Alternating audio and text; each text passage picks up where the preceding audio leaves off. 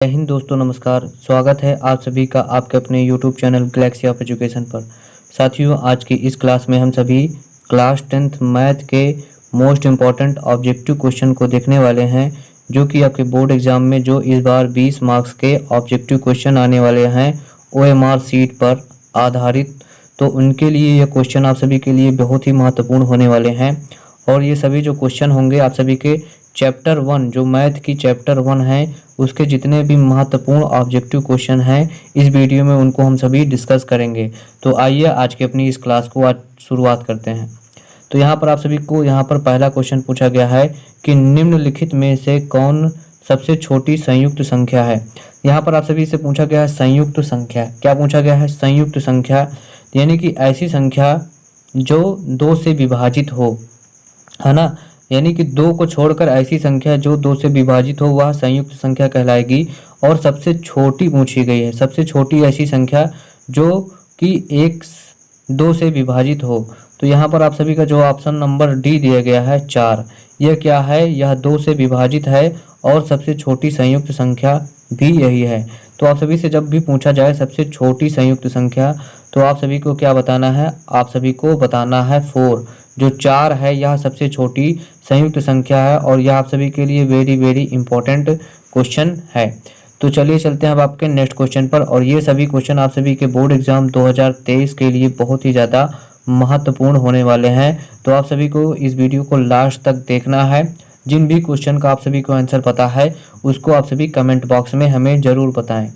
तो चलिए चलते हैं अब आपके नेक्स्ट क्वेश्चन पर। आप सभी से यहाँ पर नेक्स्ट क्वेश्चन में पूछा गया है पाई की पाई है, यानी कि जो पाई है यह किस प्रकार की संख्या है। आप सभी को यहाँ पर देखिए ऑप्शन दिया गया है। ऑप्शन नंबर ए कि यह एक परिमेय संख्या है, और आप सभी को यहाँ पर ऑप्शन बी दिया गया है, यह एक परिमेय संख्या है। ऑप्शन ए है यह एक अपरिमेय संख्या है।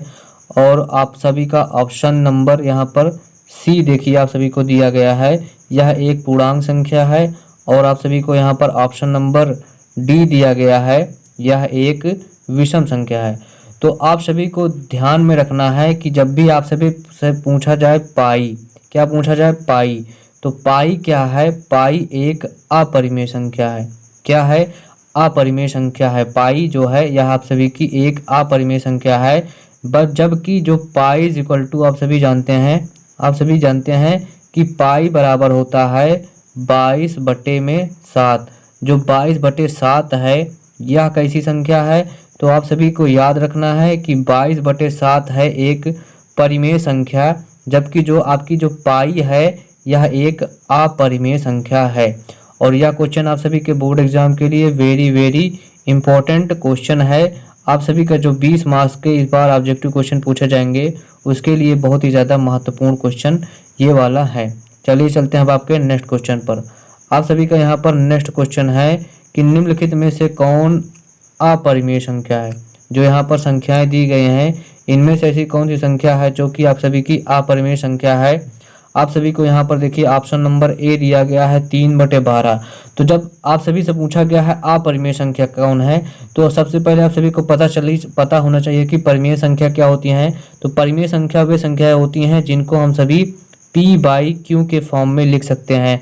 और जब हम किसी संख्या को p/q के फॉर्म में नहीं लिख पाएंगे तो वह कैसी होगी? तो वह एक अपरिमेय संख्या होगी, है ना। तो हमें इन ऑप्शनों में ऐसी संख्या को छांटना है जिसको हम सभी p/q के फॉर्म में ना लिख सकें। तो आइए अब इन ऑप्शनों का हम सभी पोस्टमार्टम करते हैं। तो सबसे पहले यहाँ पर आप सभी को पहला ऑप्शन दिया गया है √3/12। क्या दिया गया है? √3/12 दिया गया है। तो आप सभी √3/12 को आप सभी लिख सकते हैं √3। क्या लिख सकते हैं? √3 बटे में यहाँ पर 12 को क्या लिख सकते हैं? 12 को अंदर में लिख सकते हैं 4 × 3। 4 3 कितना हो जाता है? 12, है ना। तो यहाँ पर √3 को वहीं पर रहने दीजिए। और 4 का क्या होता है? 4 का जब आप सभी रूट निकालेंगे तो यहाँ पर 2 आएगा। और √3 का निकलता नहीं है तो √3 का यहाँ पर √3 रहेगा।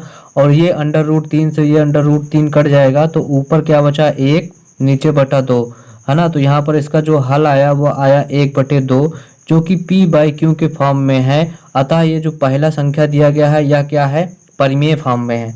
अब हम सभी आपका जो नेक्स्ट ऑप्शन है उसको चेक करेंगे। तो आप सभी को यहाँ पर देखिए दूसरा जो ऑप्शन दिया गया है वह क्या है, 2/10 अंडर रूट में 2/10। जो आप सभी का दूसरा ऑप्शन है वह है अंडर रूट में 2/10 दिया गया है। इसको भी हम सभी उसी प्रकार हल करेंगे। तो अंडर रूट 2 को अंडर रूट 2 लिखा जा सकता है, 10 को हम सभी 2×5 में लिख सकते हैं, है ना। अब हम इसको और सरल करेंगे तो अंडर रूट 2 ऊपर है, नीचे इसको ऐसे भी लिखा जा सकता है अंडर रूट 2 गुणे अंडर रूट का 5। तो अंडर रूट 2 से जब अंडर रूट 2 कट जाएगा तो यहाँ पर बचेगा 1/अंडर रूट का 5। तो 1/अंडर रूट 5 जो आया है यह p/q के फॉर्म में नहीं है, क्योंकि p/q जब परिमेय संख्या होती है वहाँ पर जो आपका q है यह एक धनात्मक पूर्णांक हो संख्या होती है, यानी कि या तो 1 होगा या तो 2 होगा या तो 3 होगा, लेकिन अंडर रूट वाली संख्याएं नहीं होंगी।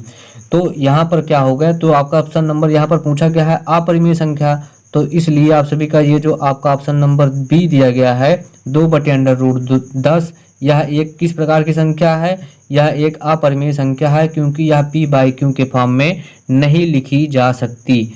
यहाँ पर आप सभी का जो ऑप्शन नंबर यहाँ पर सी दिया गया है अंडर रूट 7 √7 तो अंडर रूट 7 से अंडर रूट 7 कट जाएगा, तो यहाँ पर 1/1, एक क्या है धनात्मक पूर्णांक संख्या है और p/q के फॉर्म में लिखा गया है, इसलिए ये यह भी एक परिमेय संख्या है। तो चलिए चलते हैं अब आपका नेक्स्ट क्वेश्चन पर। आप सभी का यहाँ पर देखिए नेक्स्ट क्वेश्चन पूछा गया है कि दो संख्याओं का लासा यानी कि लघुत्तम समापवर्तक एंड मासा बराबर होता है तो वे संख्याएं कैसी होंगी।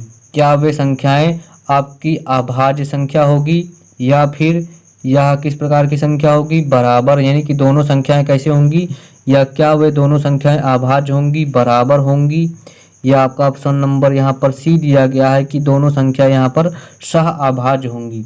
तो स्टूडेंट आप सभी को याद रखना है कि जब दो संख्याओं का लासा तथा मासा बराबर तभी होगा जब वो दोनों के दोनों संख्याएं कैसे होंगी, बराबर होंगी।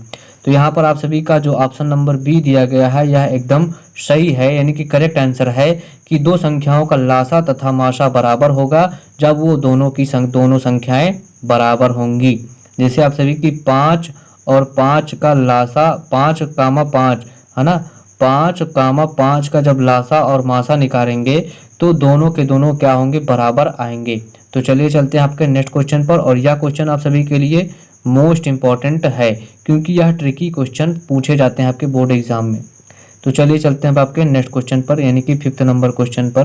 तो यहाँ पर आप सभी से इस क्वेश्चन में पूछा गया है कि 0,29 बार बराबर है। बार जो आपका यहाँ पर ये जो डंडी लगी है इसी को बार कहा जाता है। किसको, इस डंडी को ही बार कहा जाता है। ये जो आप सभी के 0.29 के ऊपर जो डंडी लगी है इसी को बार कहा जाता है। ये एक मैथमेटिकल यानी कि वो होता है, फॉर्म होता है। तो 0,29 बार बराबर है। तो जब आप सभी से इस प्रकार के क्वेश्चन पूछे जाएं तो आप सभी को इसको x के बराबर मान लेना है। किसके बराबर, x के बराबर। तो आप सभी से यहाँ पर मानना है कि x इज इक्वल टू 0.29 बार। अब बार का मतलब क्या होगा कि ये संख्या जो है वो बार बार, यानी कि यहाँ पर 29 करके ये बार बार ऐसे यहाँ पर अनंत तक ये आती रहेगी। तो इसी से हम सभी एक समीकरण बना लेंगे कि ये जो आपके भी 0.29 बार है, इसी से हम इसको एक समीकरण बना लेंगे कि x इज इक्वल टू 0.2929 यानी कि समीकरण 1, इनकी आवृत्ति बार बार चलती रहेगी, है ना। अब हमको क्या करना है कि एक और समीकरण बनाना है, उसमें हमको 2 को 0 के इस पार लाना है, 0 के इस पार इसको लाना है। तो इसके लिए हमको क्या करना पड़ेगा, x में 100 से क्या कर देंगे, हम 100 से इसको हम गुणा कर देंगे। तो यहाँ पर बनाएंगे 100x, क्या बनाएंगे 100x इज इक्वल टू यहाँ पर हो जाएगा। जब इसमें इधर का 100 को यहाँ पर बटे में जब 100 से करेंगे तो ये जो दशमलव है और 0 है हट जाएगा, है ना।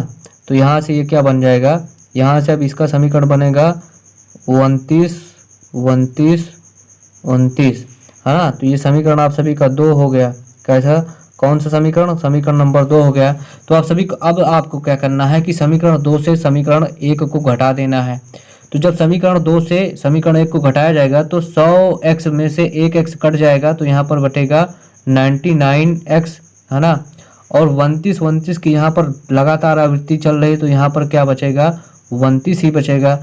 तो अब आप सभी को यहाँ पर क्या प्राप्त हुआ है, 99x इज इक्वल टू 29। जब आप सभी इसको हल करेंगे, जब आप इसे को हल करेंगे तो यह इस प्रकार आ जाएगा कि x इज इक्वल टू 29 बटे 99, क्या आ जाएगा 99, है ना। तो यहाँ पर जो आप सभी का ऑप्शन नंबर, जिस ऑप्शन में ये संख्याएं आई हैं वही आप सभी का ऑप्शन सही है। तो आप सभी को यहाँ पर देखिए कि यहाँ पर आप सभी का जो ऑप्शन नंबर सी दिया गया है ये यहाँ पर करेक्ट आंसर है। और आप सभी को किस प्रकार इसको हल करना था वह भी हमने आप सभी को बता दिया है। यहाँ से आप सभी को एक शॉर्ट ट्रिक भी हम बता देते हैं कि जब इस प्रकार का क्वेश्चन आएगा तो आप सभी को उसको शॉर्ट ट्रिक से कैसे हल करना है।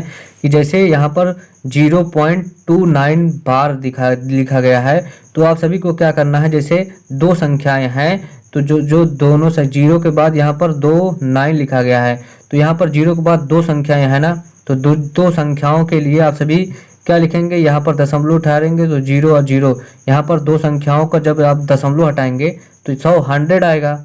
और जो जब इस प्रकार का क्वेश्चन आए तो आप सभी को क्या करना है कि जो दोनों संख्याएं दी गई हैं उन दोनों संख्याओं को आप सभी को अंश में लिखना है, और उनके जितनी भी संख्याएं दी गई हैं, जैसे यहाँ पर दो संख्याएं दी गई हैं तो दशमलव के नीचे 1 उतारिए, और दोनों संख्याओं जैसे 2 के दर पे 1 0, 9 के दर पे 1 0, है ना। तो यहाँ से हो गया 100, और इसमें से एक, जब इसका आप सभी को आंसर देखना है तो इसमें से 1 घटा देना है। तो जब 100 में से 1 घटाएंगे तो क्या आ जाएगा 99, और यही आप सभी का यहाँ पर करेक्ट आंसर भी है। तो चलिए चलते हैं अब आपको नेक्स्ट क्वेश्चन पर। आशा करता हूँ आप सभी को यह क्वेश्चन समझ में आया होगा, और ये आप सभी के लिए वेरी वेरी इंपॉर्टेंट क्वेश्चन भी है। तो चलिए चलते हैं अब आपके नेक्स्ट क्वेश्चन पर। यहाँ पर आप सभी का छठा नंबर पूछा गया है कि 1 माइनस साइन स्क्वायर 60 डिग्री बराबर है, यानी कि जो 1 माइनस साइन स्क्वायर 60 अंश है, या किसके बराबर है। तो आपको सभी को पता होगा कि साइन 60 डिग्री का मान कितना होता है।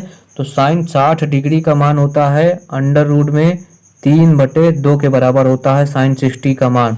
तो इसी को हम रख कर यहाँ पर इसको हल कर लेते हैं और इसके मान को हम निकाल लेते हैं, क्योंकि हम सभी क्या कर रहे हैं, सभी क्वेश्चनों का पोस्टमार्टम करके पढ़ रहे हैं।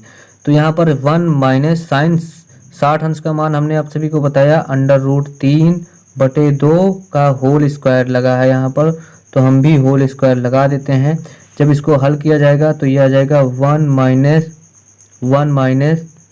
3 अंडर रूट 3 गुणे अंडर रूट 3 हो जाएगा 3/4, है ना। जब इसका लासा लेंगे तो 4 आएगा यहाँ पर, है ना। 4 एक अन्नम 4 माइनस 3, तो इसका जो आंसर आ जाएगा, ये इतने का जो आंसर आएगा वो कितना है, 4 में से 3 गए 1/4।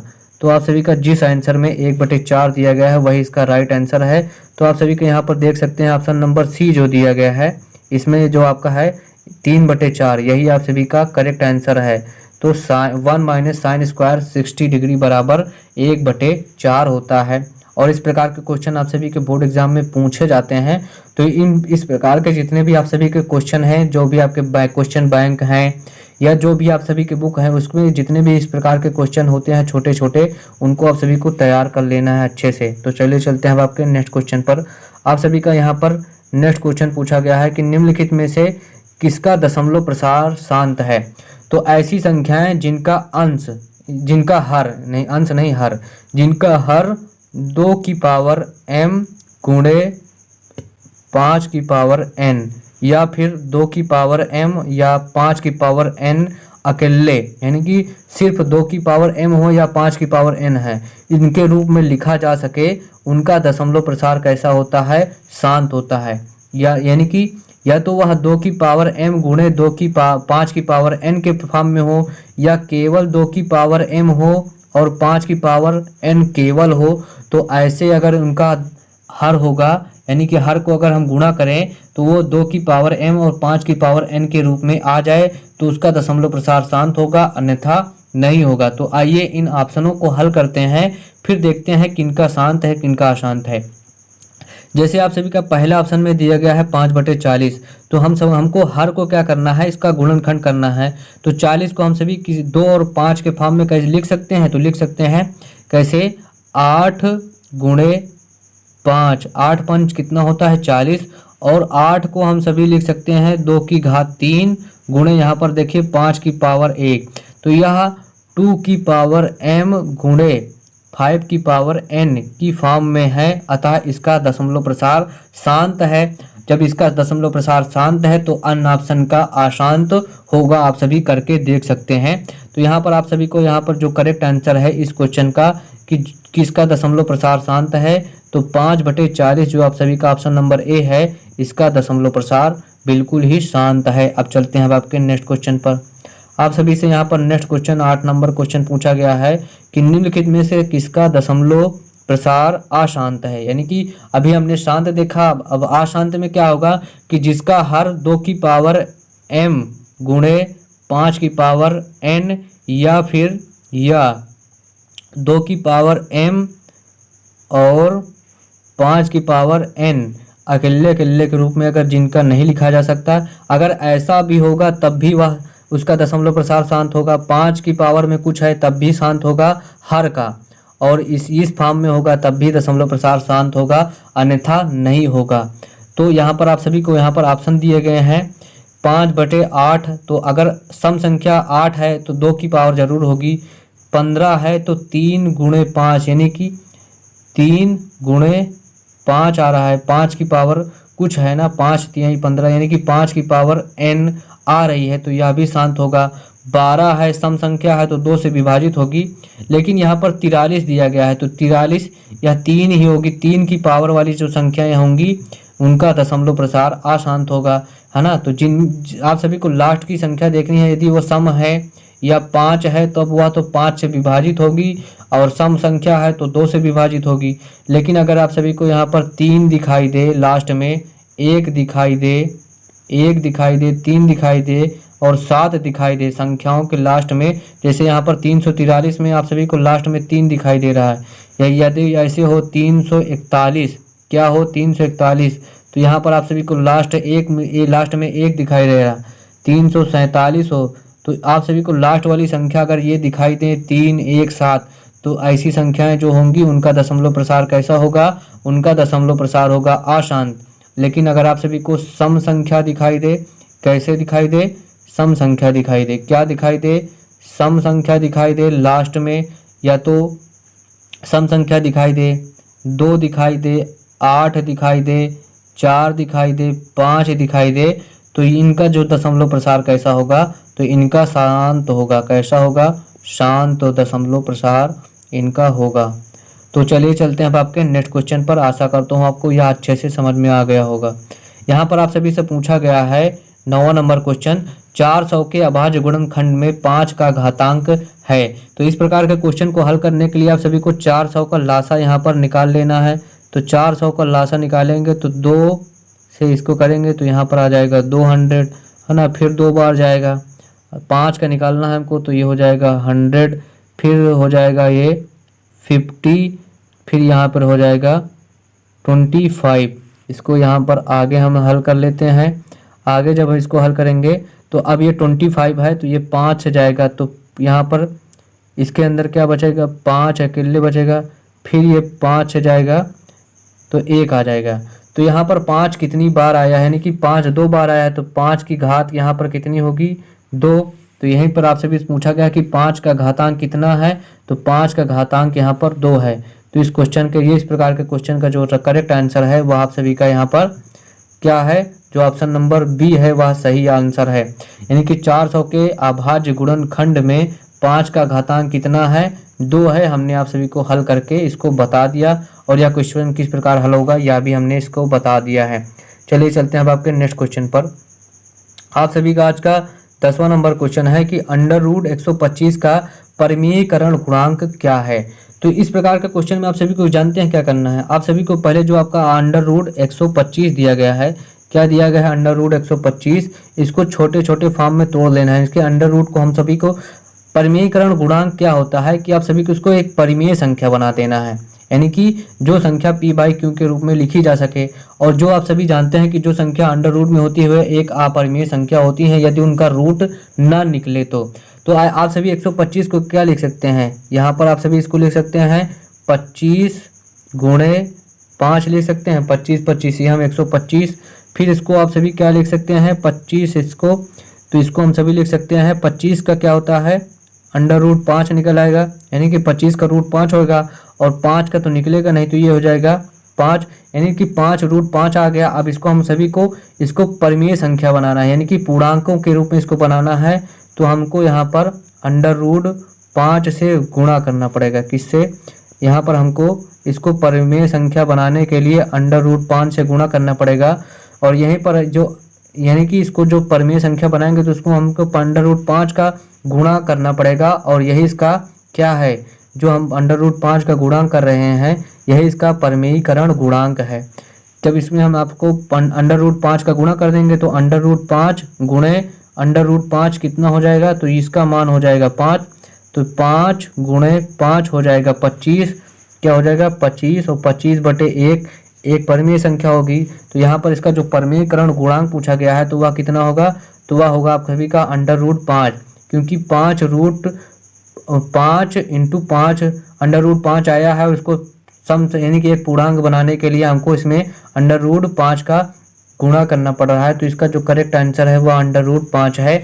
तो आशा करता हूँ आज की इस क्लास में आप सभी को हमने 10 मोस्ट इम्पॉर्टेंट MCQ क्वेश्चन कराए हैं, जो कि आप सभी के चैप्टर 1 से आधारित थे। किससे थे, चैप्टर 1 से आधारित थे और VVI ऑब्जेक्टिव क्वेश्चन थे। अगर आप सभी को ये क्वेश्चन अच्छे लगे हो तो आप सभी इस क्वेश्चन यानी कि इस वीडियो को लाइक करें, और अभी तक अपने चैनल को अगर सब्सक्राइब नहीं किया है तो उसको सब्सक्राइब भी जरूर कर लें, और इस वीडियो को अपने सभी दोस्तों के साथ शेयर जरूर करें। और ये क्लासेस अब आप सभी को डेली हमारे चैनल पर शाम को 7:30 बजे से डेली मिलेंगी। यहाँ पर 7:30 बजे डेली आप सभी की मैथ की क्लासेस होने वाली हैं। तो आप सभी ने अगर अभी तक चैनल को सब्सक्राइब नहीं किया है तो उसको सब्सक्राइब भी जरूर कर लें।